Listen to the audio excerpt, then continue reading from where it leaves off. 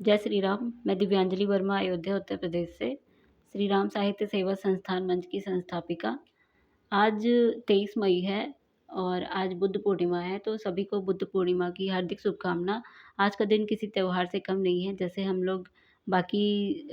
लोग रामनवमी मनाते हैं, राम जी के जन्म का दिवस, कृष्ण के जन्म का दिवस, कृष्ण जयंती मनाते हैं, ऐसे ही आज बुद्ध पूर्णिमा, जो कि बुद्ध की जयंती के नाम से भी जाना जाता है, आज ही। और बौद्ध धर्म के संस्थापक जो भगवान बुद्ध थे, वो बौद्ध धर्म के संस्थापक थे।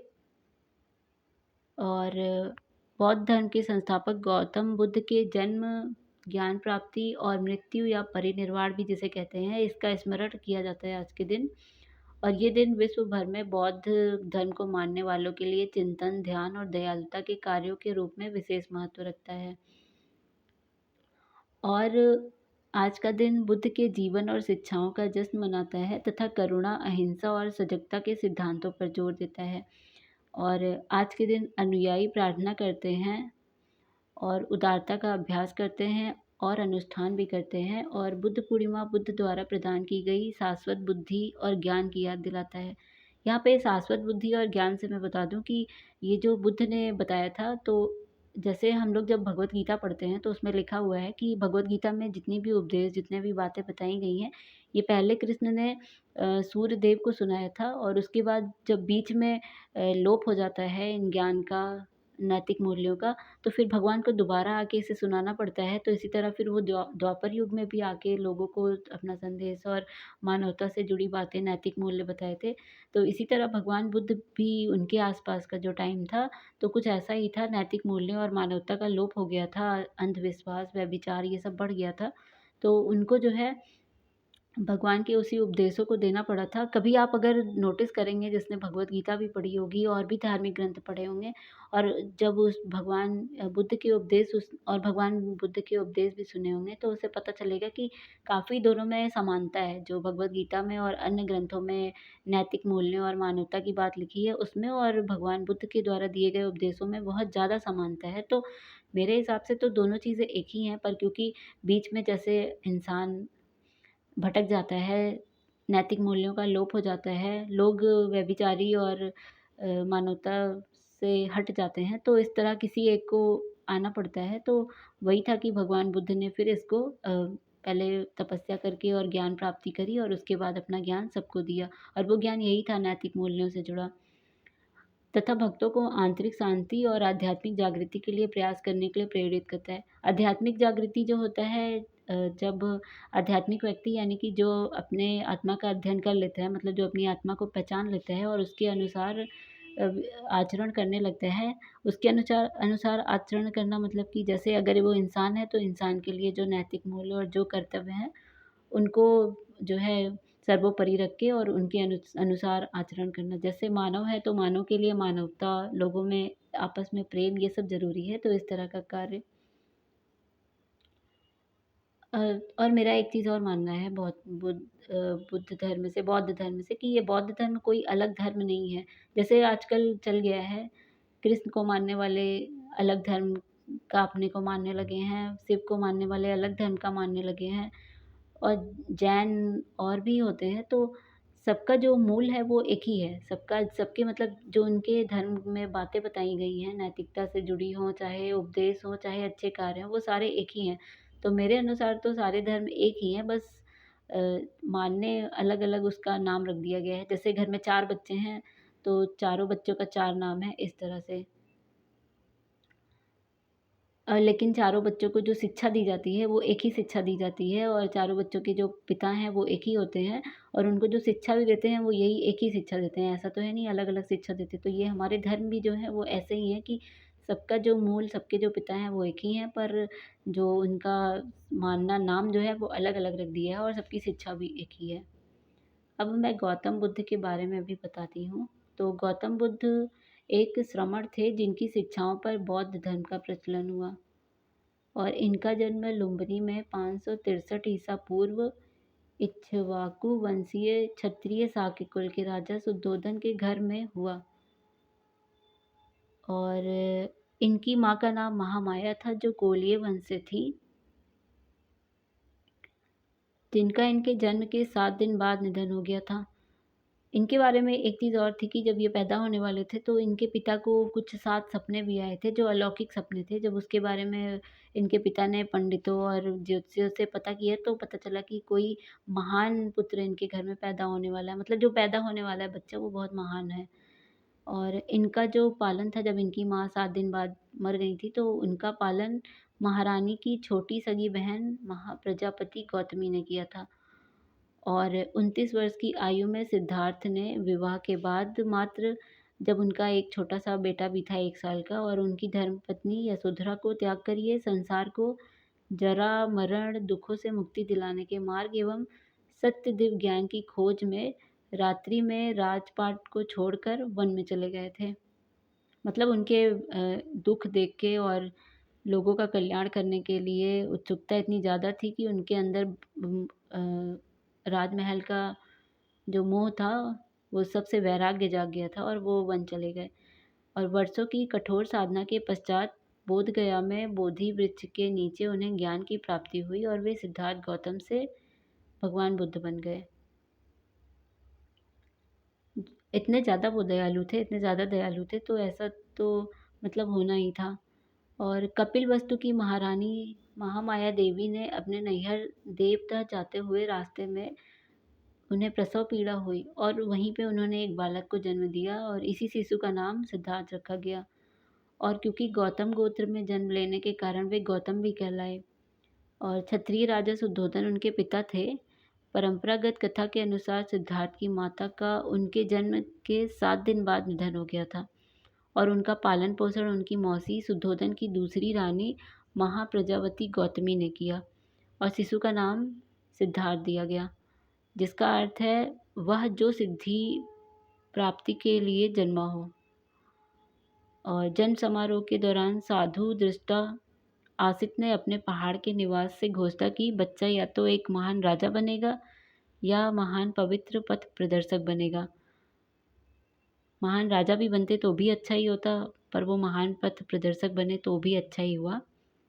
जैसे वो थे राम जी, वो महान राजा बने थे तो वो भी अच्छे ही थे, उसी तरह ये भी। और शुद्धोधन ने 5वें दिन का एक नामकरण समारोह आयोजित किया और 8 ब्राह्मण विद्वानों को भविष्य पढ़ने के लिए आमंत्रित किया। भविष्य मतलब उस बच्चे का भविष्य पढ़ने के लिए।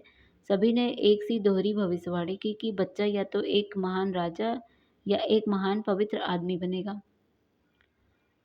और दक्षिण मध्य नेपाल में स्थित लुम्बिनी में उस स्थल पर महाराज अशोक ने 3री शताब्दी ईसा पूर्व बुद्ध के जन्म की स्मृति में एक स्तंभ बनवाया था। बुद्ध का जन्म दिवस व्यापक रूप से ऐरावत देशों में मनाया जाता है। हम लोग के यहाँ भी मनाया जाता है, पर बाकी के देशों में बहुत ज़्यादा ही धूम रहती है।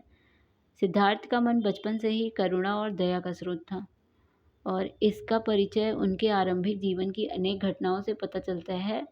जैसे घुड़दौड़ में जब उनके जीवन में एक घटना घटी थी कि घुड़दौड़ में जब घोड़ा दौड़ते हुए और उसके मुंह से झाग निकलने लगता है तो सिद्धार्थ उसे थका जानकर वहीं रोक देते हैं और जीती हुई बाजी को हार जाते हैं।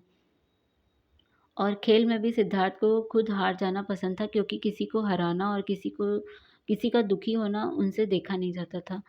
और सिद्धार्थ ने चचेरे भाई देवदत्त द्वारा तीर से घायल किए गए हंस की सहायता की और उसके प्राणों की रक्षा की। ये तो सबसे फेमस है। जब हम लोग बहुत छोटे बच्चे थे तो मुझे याद है मैंने अपनी बुक में ये पढ़ी थी, शायद फर्स्ट या सेकंड क्लास में ये कहानी थी कि सिद्धार्थ और देवदत्त के बारे में। दोनों जो है हंस को मार रहे थे तो उसके देवदत्त का तीर हंस को लग गया और हंस घायल हो गया तो वो उसे ले जाने जाता है तो सिद्धार्थ कहते हैं नहीं ये मेरा हंस है, मैं नहीं दूंगा। और फिर वो उसकी प्राण बचाते हैं। उसी के लिए पूरा राजा के महल में भी वो लोग जाते हैं, काफ़ी कुछ होता है। तो ये कहानी मुझे बचपन से बहुत ज़्यादा प्रेरित करती थी। और राजा शुद्धोधन ने सिद्धार्थ के लिए भोग विलास का भरपूर प्रबंध कर दिया था। मतलब जब उन्हें पता चला कि उनका बेटा शायद तपस्वी या फिर कुछ ऐसे वैराग्य उत्पन्न हो जाएगा, संन्यास ले सकता है, तो उन्होंने उसके लिए भोग विलास से संपूर्ण जीवन का प्रबंध कर दिया जिससे कि उसमें ऐसा कुछ उसे दिखे ही नहीं जिससे वो जो है सन्यासी बने। और 3 ऋतुओं के लायक 3 सुंदर महल बनवा दिए वहाँ पर नाच, गाना, मनोरंजन की सारी सामग्री भी जुटा दी। दास-दासी उसकी सेवा में रख दिए गए, पर ये सभी चीज़ें सिद्धार्थ को संसार से बाँध कर नहीं रख सकीं। और बसंत ऋतु में एक दिन सिद्धार्थ बगीचे की सैर पर निकले। उन्हें सड़क पर एक बूढ़ा आदमी दिखाई दिया। उसके दाँत टूट गए थे, बाल पक गए थे, शरीर टेढ़ा हो गया था। उसके हाथ में लाठी थी। धीरे-धीरे काँपता हुआ वो सड़क पर चल रहा था। दूसरी बार सिद्धार्थ को जब बगीचे में वो सैर कर रहे थे, तो उसकी आँखों के आगे एक रोगी आ गया। उसकी साँसें तेज़ चल रही थीं, कंधे ढीले पड़ गए थे, बाहें सूख गई थीं, पेट फूल गया था और उसका चेहरा भी पीला पड़ गया था। दूसरे के सहारे वो बड़ी मुश्किल से चल पा रहा था। तीसरी बार सिद्धार्थ को एक अर्थी मिली। 4 आदमी उसे उठाकर लिए जा रहे थे। पीछे-पीछे बहुत से लोग थे। कोई रो रहा था, कोई छाती पीट रहा था, कोई अपने बाल नोच रहा था।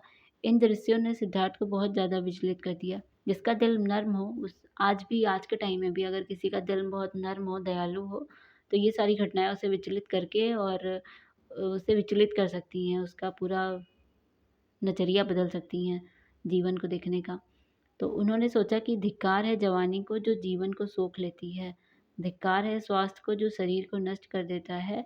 धिक्कार है जीवन को जो इतनी जल्दी अपना अध्याय पूरा कर देता है। क्या बुढ़ापा, अच्छा, ये सारी चीज़ें उनके दिमाग में इसलिए आई होंगी क्योंकि जो लोग शुरू से ही धर्म ग्रंथ पढ़ते रहते हैं, धर्म ग्रंथ की शिक्षा लेते रहते हैं, उनके बीच में ये सारी बातें होना ज़्यादा पॉसिबिलिटी नहीं होती, क्योंकि उन्हें पता होता है कि जीवन क्या है, बीमारी क्या है और ये शरीर क्या है, कैसे है। पर क्योंकि मैंने बताया, पहले भी बताया था कि जब धार्मिक और नैतिक मूल्यों का लोप होने लगता है, तो व्यभिचार और तरह-तरह की अंधविश्वास और ये सब फैलने लगते हैं, तो उस वजह से किसी एक को फिर इसके बारे में सोचना पड़ता है। तो उस समय की कंडीशन कुछ यही रही होगी, इसीलिए उन्होंने जो है, उनके मन में ये सारे विचार आए होंगे। धिक्कार है जीवन को जो इतनी जल्दी अपना अध्याय पूरा कर देता है, और क्या बुढ़ापा, बीमारी और मौत सदा इसी तरह होती रहेगी? ये सब ख़्याल जो है उनके मन में आने लगे थे। चौथी बार कुमार बगीचे की सैर को निकला तो उसे एक सन्यासी दिखाई पड़ा। संसार की सारी भावनाओं और कामनाओं से मुक्त प्रसन्नचित्त सन्यासी ने सिद्धार्थ को आकृष्ट किया। क्योंकि सिद्धार्थ ये सबसे दूर रहते थे, इसीलिए उनको जब ऐसा दिखा तो आकर्षित हुए उसकी ओर। तो सुंदर पत्नी यशोधरा और दुर्मुह राहुल और कपिलवस्तु जैसे राज्य का मोह छोड़कर सिद्धार्थ तपस्या के लिए चले गए। और वह राजगृह पहुँचे, वहाँ उन्होंने भिक्षा माँगी। फिर सिद्धार्थ घूमते-घूमते अलार, कलाम और उद्दक रामपुत्र के पास पहुँचे। उसने फिर उन्होंने वहाँ पे योग साधना सीखी। योग साधना होता है मतलब अ, अपने अपनी इच्छाओं पे कंट्रोल करके और फिर उसे भगवान में लगाना, मतलब कि भगवान के नाम को सोचते रहना। तो कुछ लोग योग साधना के लिए पहाड़ों पे चले जाते हैं, पर मेरे हिसाब से पहाड़ पे शांति में जाके तो हर कोई योग साधना कर सकता है। जो असली होती है साधना, वो होती है आप संसार के बीच में रह के इसको जो है वो करो, इसको सिद्ध करो योग अपना, तब पता चलता है कि योग साधना कितना मुश्किल है। जैसे कहते हैं कि जब युद्ध होता है तो युद्ध में पहले प्रशिक्षण लेते हैं, तो प्रशिक्षण लेकर और बहुत अच्छा योद्धा बन जाना ही युद्ध को जीत लेना नहीं होता है। प्रशिक्षण लेने के बाद युद्ध के मैदान में जाके युद्ध करके युद्ध को जीतना होता है, तब जाके कोई योद्धा बनता है। तो इसी तरह योग साधना का भी है कि अगर कोई योग साधना कर रहा है और अपने मन पे लगाम लगा रहा है, तो अगर वो कहीं पहाड़ों पे, कंदराओं में, वन में जाके योग साधना पे से अपने मन पे कंट्रोल कर लेता है, भगवान में उसे लगा लेता है, तो उसे संसार में लौट के इसे चेक भी करना चाहिए। ये नहीं कि वहीं का वहीं रह गया। मैं तो इसे नहीं मानती हूँ आज के समय के हिसाब से। बाकी जो लिखा है उसको नकार भी नहीं सकते हैं। तो समाधि लगाना सीखा फिर उसने। समाधि लगाना होता है वही बैठ के और भगवान के बारे में सोचते रहना। पर उससे उसे संतोष नहीं, बस इससे भी उनको संतोष नहीं मिला और वह उरुवेला पहुँचे और वहाँ पर तरह-तरह से तपस्या करने लगे। सिद्धार्थ ने पहले तो केवल तिल और चावल खाकर तपस्या शुरू की, बाद में कोई भी आहार लेना बंद कर दिया और उनका शरीर जो था वो सूख कर काँटा हो गया। फिर 6 साल बीत गए तपस्या करते हुए उन्हें। सिद्धार्थ की तपस्या सफल नहीं हुई। शांति हेतु बुद्ध का मध्यम मार्ग। एक दिन कुछ स्त्रियां किसी नगर से लौटती हुई वहां से निकलीं, जहां सिद्धार्थ तपस्या कर रहे थे। और उनका एक गीत सिद्धार्थ के कान में पड़ा कि वीणा के तारों को ढीला मत छोड़ो, ढीला छोड़ देने से उनका सुरीला स्वर नहीं निकलेगा, पर तारों को इतना भी मत कसो कि वो टूट जाएँ। ये बात सिद्धार्थ के मन में गई और वो मान गए कि नियमित आहार-विहार से योग सिद्ध होता है और अति किसी बात की अच्छी नहीं होती। किसी भी प्राप्ति के लिए मध्यम मार्ग ही ठीक है और इसके लिए कठोर तपस्या करनी पड़ती है। अच्छा, ये इस तरह के जो संदेश होते हैं, इस तरह जो तपस्या करते हैं या फिर कुछ खोजते हैं, ज्ञान की खोज करते हैं, इस तरह के संदेश उन्हें बहुत मिलते हैं। मैं भी मानती हूँ इस बात को कि इस तरह के संदेश बहुत मिलते हैं। ये तो अपने ऊपर है कि कौन उसे पहचान पाता है और कौन उसे इग्नोर करता है।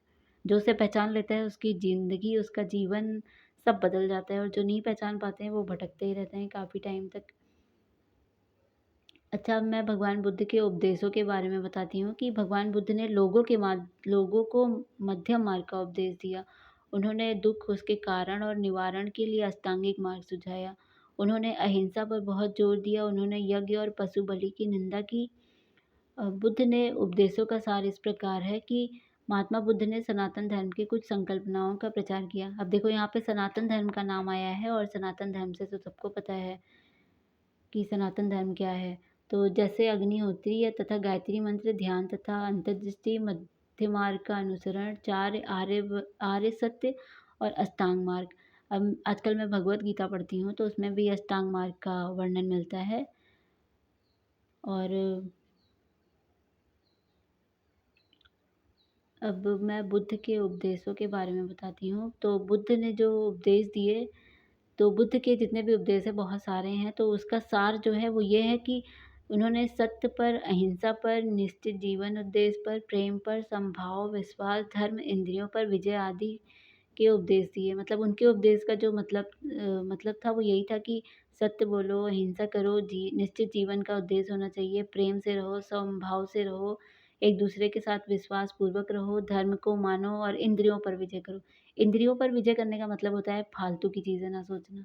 कुछ लोग सोचते हैं इंद्रियों पे विजय है कि अगर मुझे आइसक्रीम खाने का मन है तो मैं अपनी इंद्रियों को कंट्रोल में करके मैं आइसक्रीम ही ना खाऊँ। बहुत गर्मी पड़ रही है और इंसान को ठंडक चाहिए तो आइसक्रीम खाने में कोई बुराई नहीं है, पर वो है कि उसकी अति हो जाए तो ये होता है।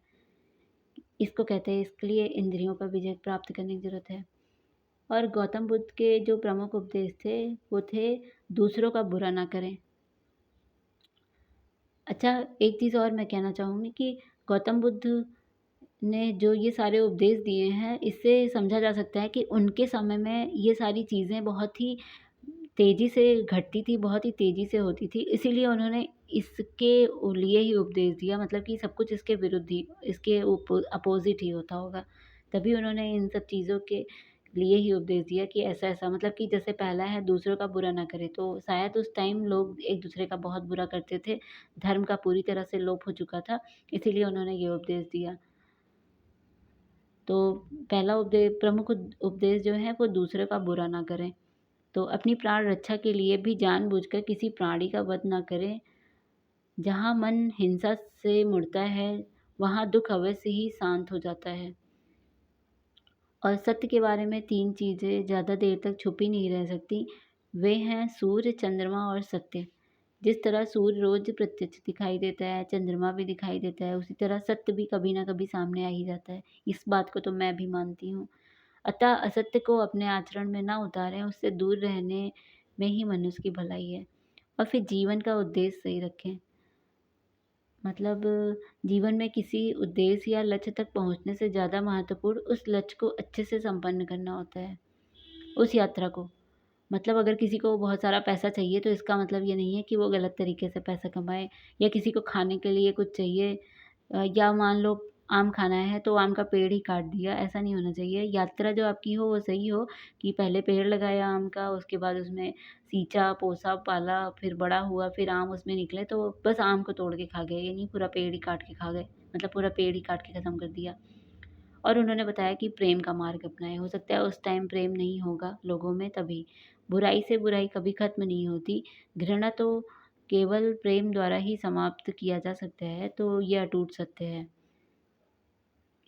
अ, जैसे वो अंगुलीमाल का इन्होंने जो है परिवर्तन किया था, दिमाग में परिवर्तन किया था और वो फिर बाद में साधु बन गया था, अच्छा आदमी बन गया था।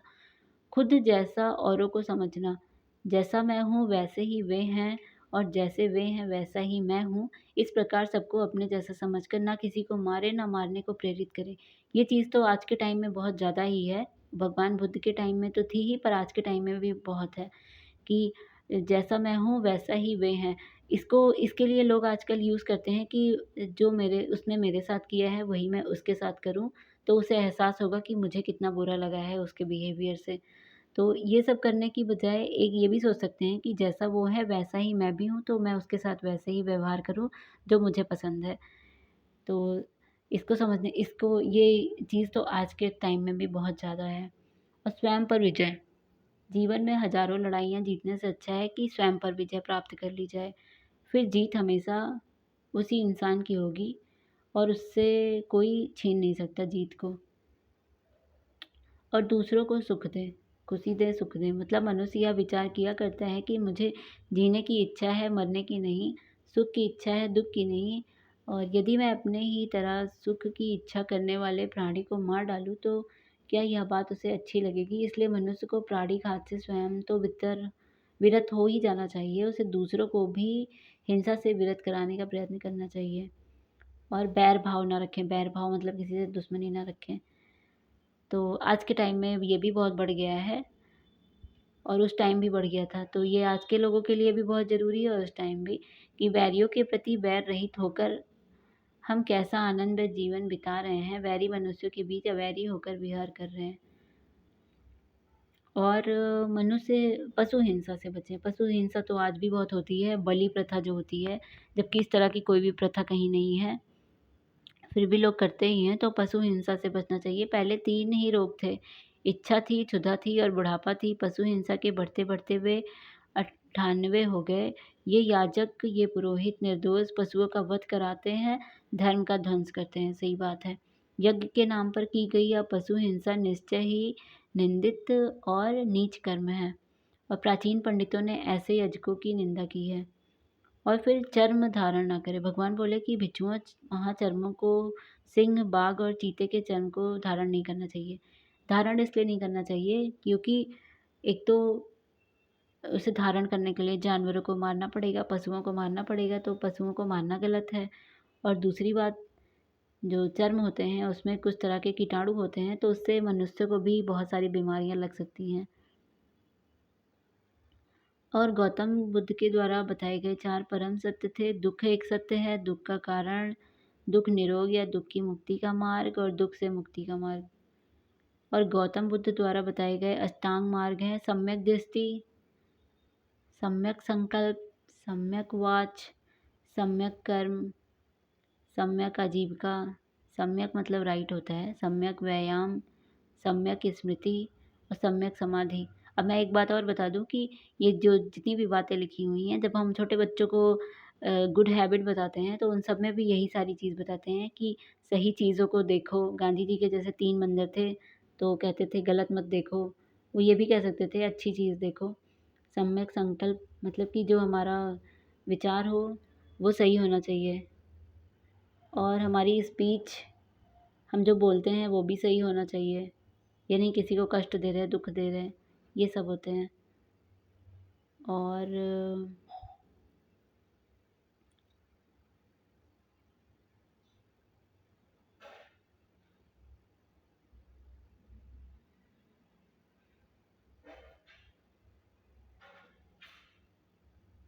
बौद्ध धर्म में और भी बहुत सारे उपदेश दिए गए हैं जो काफ़ी अच्छे हैं। आज के टाइम के लोग भी उसे फ़ॉलो कर सकते हैं। जैसे जो लोग भगवद गीता नहीं पढ़ते, जो लोग रामायण नहीं पढ़ते, जो लोग महाभारत या कोई और धर्म ग्रंथ नहीं पढ़ते, जिनको अपने नैतिक मूल्य, अपने धार्मिक मूल्यों के बारे में नहीं पता चलता कि क्या सही है, क्या गलत है, करना चाहिए, और वो भगवान बुद्ध द्वारा दिए गए उपदेश को भी पढ़ सकते हैं। उसमें भी वही बात बताई गई है जो भगवत गीता और रामायण के माध्यम से बताई गई है और दूसरे धर्म ग्रंथों में बताई गई है। जैसे अहिंसा में विश्वास। अहिंसा बौद्ध धर्म का प्रमुख सिद्धांत है और इसका अर्थ है कि जीव हत्या का विरोध, उपदेश प्रचार में महात्मा बुद्ध से भी अधिक आगे चले गए थे। महात्मा बुद्ध ने तो केवल मनुष्य और पशु की हत्या की मनाही की थी, परंतु महात्मा बुद्ध जो थे उन्होंने वृक्षों तथा जलधारी जंतुओं को भी वस्तुओं को भी कष्ट ना देने की बात मतलब कहते थे। और कर्म सिद्धांत भगवान जो महात्मा बुद्ध थे कर्म सिद्धांत को मानते थे और इस सिद्धांत के अनुसार मनुष्य के जीवन में किए गए अच्छे और बुरे कर्मों के अनुसार ही उसकी मृत्यु के पश्चात उसका नया जीवन निर्धारित होता है।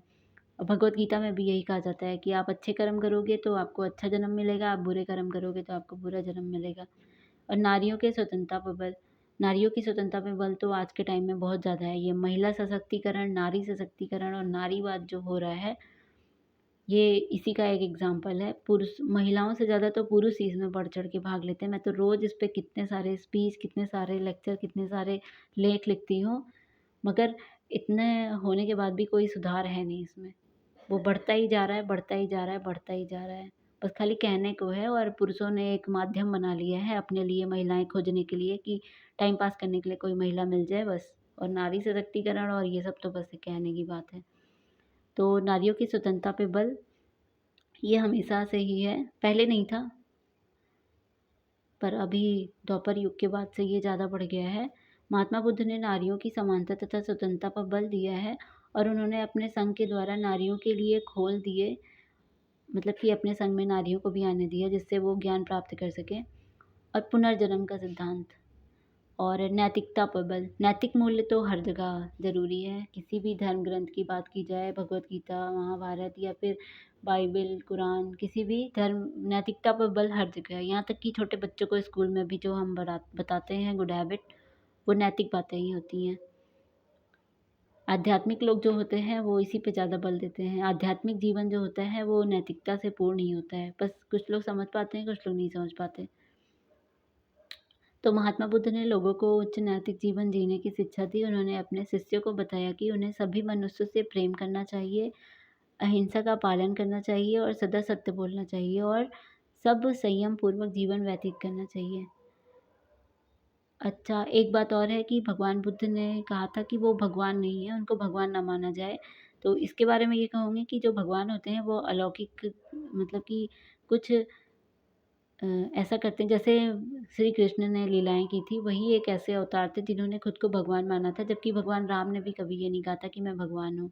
क्योंकि वो साधारण इंसान बन के आए थे जिससे वो रावण को जो है मुक्ति दे सकें। रावण को ये वरदान था कि उसे साधारण इंसान ही मार सकता है इसलिए।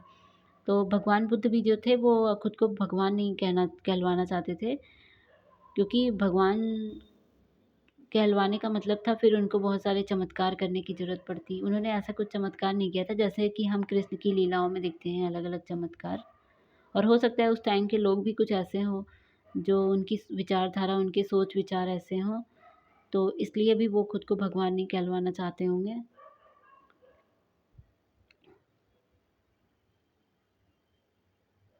जय श्री राम।